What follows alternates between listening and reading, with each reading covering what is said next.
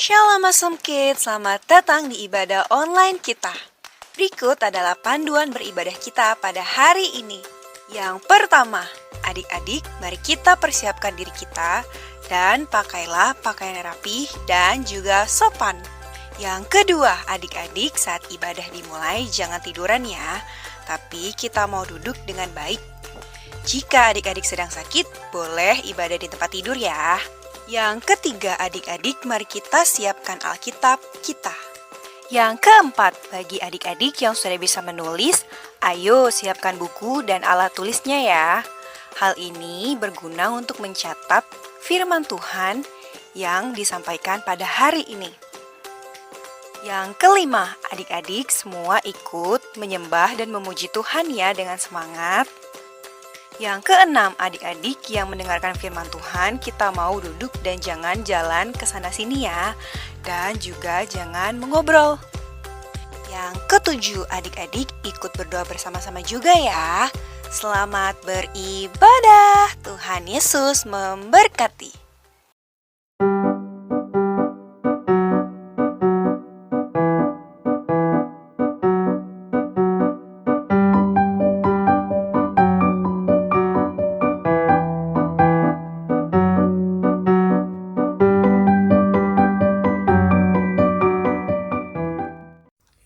Shalom Prince and Princesses. Halo, selamat hari Minggu. Adik-adik, sebelum kita beribadah, adik-adik jangan lupa untuk subscribe channel kita. Dan juga kalau adik-adik ingin didoakan, hubungi nomor Awesome Kids di bawah ini atau email di bawah ini. Dan adik-adik jangan lupa ya untuk follow Instagram kita. Jangan lupa ya. Adik-adik, kita akan memulaikan ibadah kita. Yuk, kita berdoa bersama-sama ya. Kita berdoa. Tuhan Yesus yang baik, terima kasih untuk hari ini. Kami bersyukur karena Tuhan sangat baik. Saat ini, kami mau beribadah bersama Tuhan. Kami mau memuji dan melompat. Tuhan, tuntun kami, pimpin kami, supaya kami beribadah dengan sungguh-sungguh. Di dalam nama Tuhan Yesus, kami berdoa bersama-sama. Doa yang diajarkan oleh Tuhan Yesus. Bapa kami yang di surga, dikuduskanlah nama-Mu, datanglah kerajaan-Mu, jadilah kehendak-Mu di bumi seperti surga. Berikanlah kami pada hari ini makanan kami yang secukupnya, dan ampunilah kami akan kesalahan kami, seperti kami juga mengampuni orang yang bersalah kepada kami. Dan janganlah membawa kami ke dalam pencobaan, tetapi lepaskanlah kami daripada yang jahat, karena Engkau yang punya kerajaan dan kuasa dan kemuliaan, dan sampai selama-lamanya. Amin. Haleluya. Yuk adik-adik kita mau memuji Tuhan sama-sama. Hari ini kurasa bahagia. Yeay.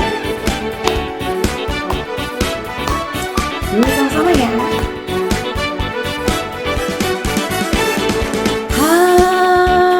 Hari ini kurasa bahagia, berkumpul bersama saudara seiman. Tuhan Yesus telah satukan kita tanpa memandang di antara kita.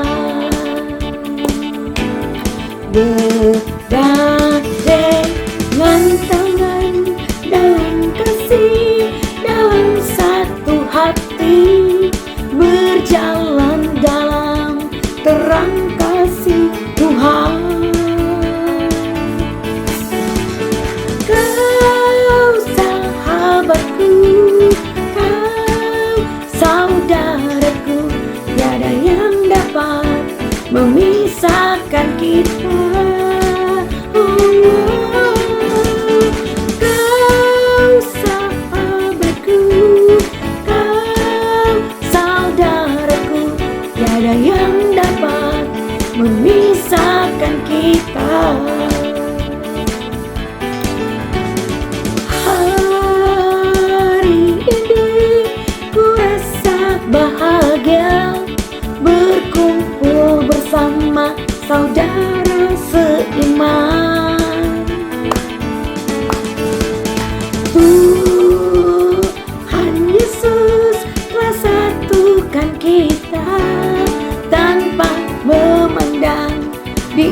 antara kita,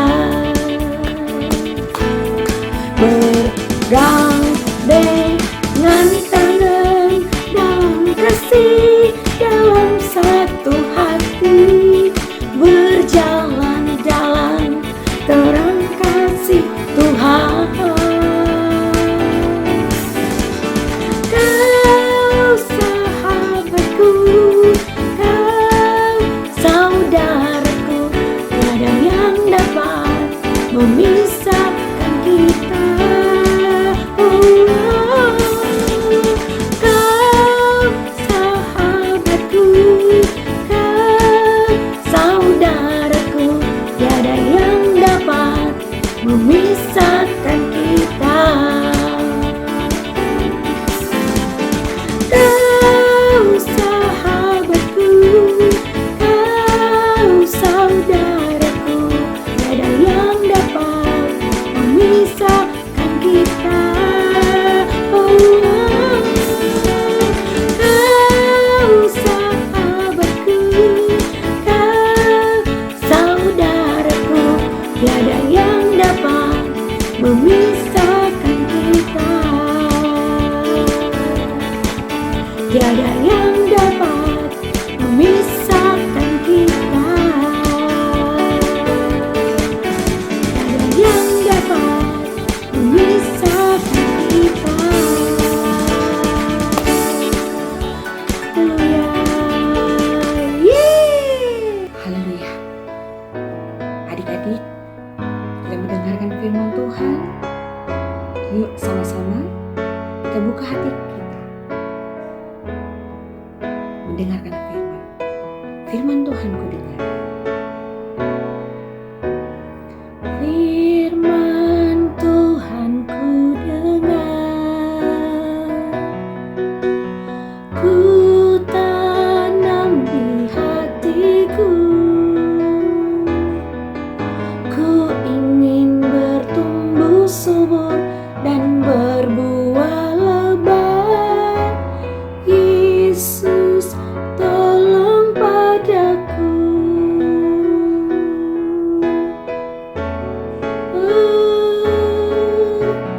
Firman Tuhan ku dengar, ku tanam di hatiku, ku ingin bertumbuh subur dan berbuah lebat. Yesus, tolong padaku.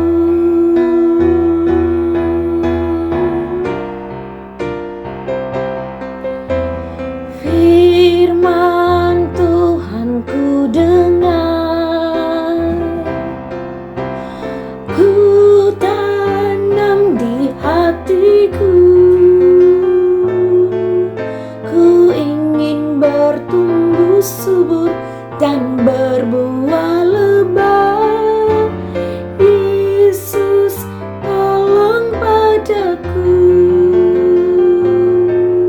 Ku ingin bertumbuh subur dan berbuah lebat.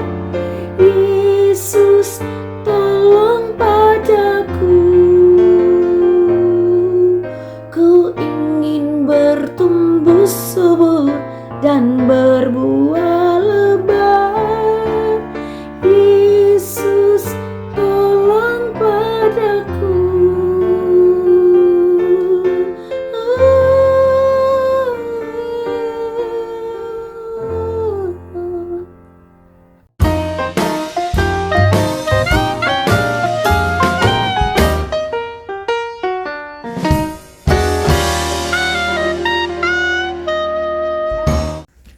Shalom Princess dan Princesses yang dikasih oleh Tuhan Yesus. Selamat hari Minggu adik-adik. Kita sudah ada di bulan Juli tahun 2023 ya, tepatnya di tanggal 16. KMN sangat percaya bahwa Tuhan Yesus selalu baik buat kita. Adik-adik pasti sehat dan ada dalam keadaan yang baik. Ayo, mungkin sebagian dari adik-adik sudah mulai sekolah atau mungkin masih ada sisa libur sedikit. Apapun itu Tuhan baik ya. Nah, kita sama-sama mau belajar dari Alkitab kita nih adik-adik. Tapi sebelum itu seperti biasa kita berdoa ya. Matanya ditutup, kita berdoa adik-adik. Tuhan Yesus, terima kasih. Kami kembali akan belajar dari Alkitab kami. Kami minta Roh Kudus ajarin supaya kami ngerti setiap yang kami baca dan kami selalu menjadi pelaku firman Tuhan yang setia. Di dalam nama Tuhan Yesus yang baik kami berdoa. Haleluya. Amin. Adik-adik, kita mau belajar dari tokoh Alkitab yang adalah anaknya Bapak Yakub yang bernama Yusuf, ya. Nah, Yusuf ini adalah seorang anak dari 12 anak laki-laki. Papanya bernama Yakub dan dia itu adalah anak yang bisa dibilang paling dikasihi oleh papanya, ya. Dia anak nomor 11 kalau dari urutan laki-laki. Dia punya 1 adik laki-laki dan 10 kakak laki-laki. Kita belajar, kita buka dari Alkitab kita ya, dari kitab Kejadian pasal yang ke-39. Kejadian pasal 39. Yusuf di rumah Potifar. Oke, KMN baca ya. Adapun Yusuf telah dibawa ke Mesir dan Potifar, seorang Mesir, pegawai istana Firaun, kepala pengawal raja, membeli dia dari tangan orang Ismail yang telah membawa dia ke situ. Tetapi Tuhan menyertai Yusuf sehingga ia menjadi seorang yang selalu berhasil dalam pekerjaannya. Maka tinggallah ia di rumah tuannya, orang Mesir itu. Setelah dilihat oleh tuannya bahwa Yusuf disertai Tuhan dan bahwa Tuhan membuat berhasil segala sesuatu yang dikerjakannya, maka Yusuf mendapat kasih tuannya dan ia boleh melayani dia. Kepada Yusuf diberikannya kuasa atas rumahnya dan segala miliknya diserahkannya pada kekuasaan Yusuf. Sejak ia memberikan kuasa dalam rumahnya dan atas segala miliknya kepada Yusuf, Tuhan memberkati rumah orang Mesir itu karena Yusuf. Sehingga berkat Tuhan ada atas segala miliknya, baik yang di rumah maupun yang di ladang. Segala miliknya diserahkannya pada kekuasaan Yusuf. Dan dengan bantuan Yusuf, ia tidak usah lagi mengatur apa-apa pun selain dari makanannya sendiri.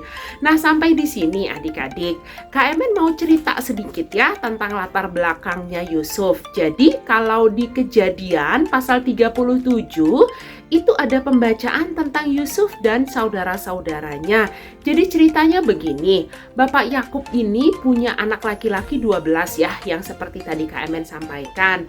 Mereka itu tinggal diam di negeri penumpangan ayahnya di tanah Kanaan.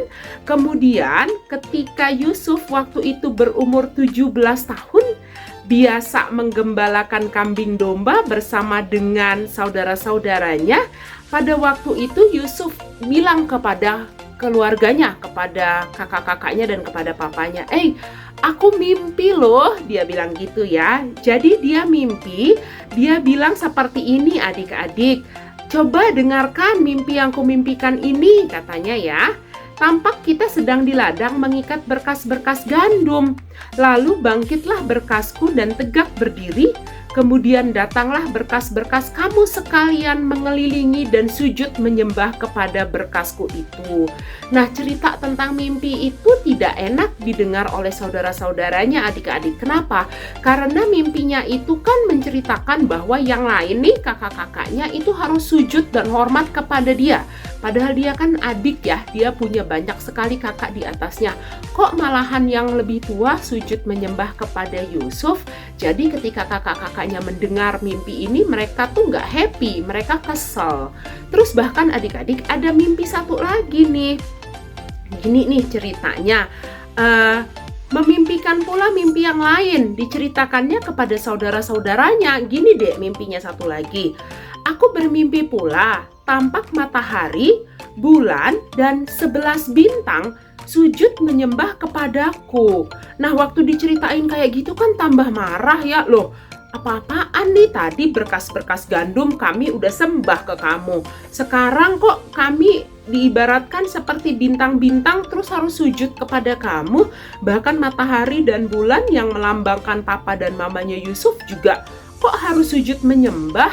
Nah, sejak saat itu adik-adik, saudara-saudara Yusuf ini iri sama Yusuf. Selain karena cerita mimpi, juga ada penyebab lain. Kenapa? Karena Yakub itu lebih mengasihi Yusuf dari anak-anaknya yang lain. Jadi tuh kayak ada rasa iri gitu loh, Dek. Kenapa sih papaku ini lebih sayang sama Yusuf daripada sama kami gitu ya. Jadi itu penyebabnya kenapa yang tadi Kak Emen sampaikan bahwa kok kayaknya lebih sayang sama Yusuf nih daripada sama yang lain gitu.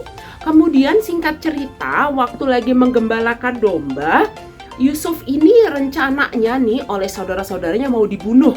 Kita bunuh aja yuk. Tapi kakaknya yang paling tua yang bernama Ruben bilang, jangan, dia kan saudara kita. Jangan kita bunuh deh, kita masukin aja ke sumur. Jadi dimasukin ke sumur ceritanya kan. Tapi ketika mereka masukin ke sumur, jadi Yusufnya sudah di dalam sumur, tiba-tiba lewat nih pedagang-pedagang di seperti di padang gitu ya, Dek. Lagi karena mereka kan lagi menggembalakan domba. Lewat nih pedagang-pedagang, mereka mau ke Mesir. Terus saudara-saudaranya bilang gini, daripada Yusuf ada di dalam sumur, nanti bisa-bisa mungkin mati juga ya kalau di dalam sumur kelamaan. Kita tarik aja yuk Yusuf, terus kita jual aja ke orang itu, biar deh dibawa ke Mesir, terserah mau diapain gitu ya. Jadi ditarik lagi dari dalam sumur, dijual kepada mereka seharga 20 shikal perak. Nah, setelah itu mereka bohongin papanya nih. Jadi jubah yang tadinya dipakai oleh Yusuf itu dicemplungin ke darah binatang, kemudian dibawa ke papanya. Bapak, ini nih bajunya Yusuf, udah banyak darahnya.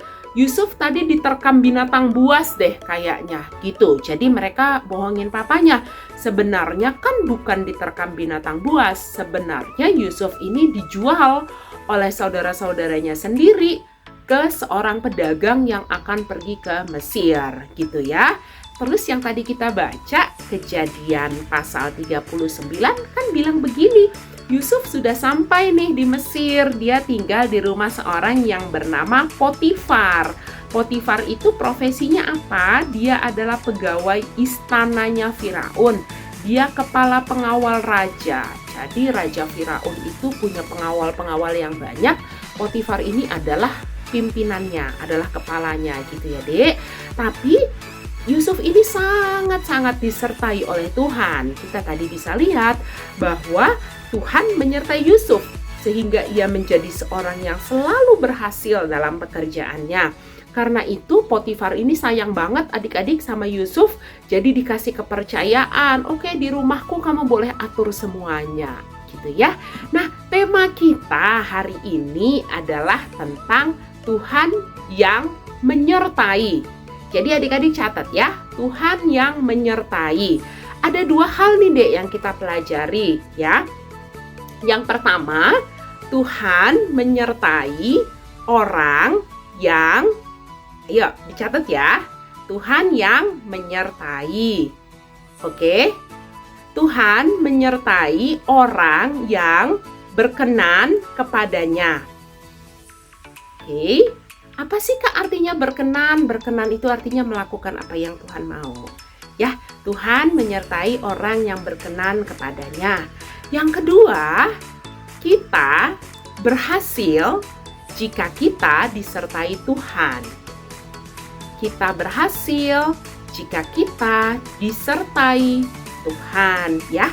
Jadi adik-adik dan juga Kak Emen sendiri, kita nggak boleh berpikir begini, oh aku berhasil karena aku pintar, aku berhasil karena aku memang hebat, aku berhasil karena aku anak orang kaya, aku berhasil karena aku cantik dan ganteng, aku berhasil karena aku terkenal di sekolah. Enggak, kita berhasil itu karena penyertaan Tuhan, ya. Jadi kita belajar hari ini, orang yang berhasil itu dia berhasil karena disertai Tuhan, dan Tuhan menyertai orang-orang yang berkenan kepadanya. Oke, ada ayat hafalan kita adik-adik dari Kejadian 39 ayat yang kedua. Tetapi Tuhan menyertai Yusuf sehingga dia menjadi seorang yang selalu berhasil dalam pekerjaannya. Maka tinggallah ia di rumah tuannya orang Mesir itu. Sekali lagi ya. Tetapi Tuhan menyertai Yusuf sehingga ia menjadi seorang yang selalu berhasil dalam pekerjaannya. Maka tinggallah ia di rumah tuannya orang Mesir itu. Oke adik-adik, Alkitabnya boleh ditutup. Kita mau terus meminta penyertaan Tuhan karena kita tahu itulah syaratnya supaya kita berhasil ya. Yuk kita berdoa, yuk matanya ditutup ya. Bapak terima kasih kami belajar dari Yusuf yang disertai oleh Tuhan dan dia berhasil. Bahkan ketika ia dibuang ke Mesir sekalipun dia disayang oleh Potifar karena dia disertai oleh Tuhan. Kami mau terus mengandalkan Tuhan, mau jadi anak-anak yang senantiasa ada dalam penyertaan Engkau. Terima kasih Bapa, di dalam nama Tuhan Yesus yang baik kami berdoa. Haleluya, amin. Selamat hari Minggu ya adik-adik, Tuhan Yesus memberkati. Dadah.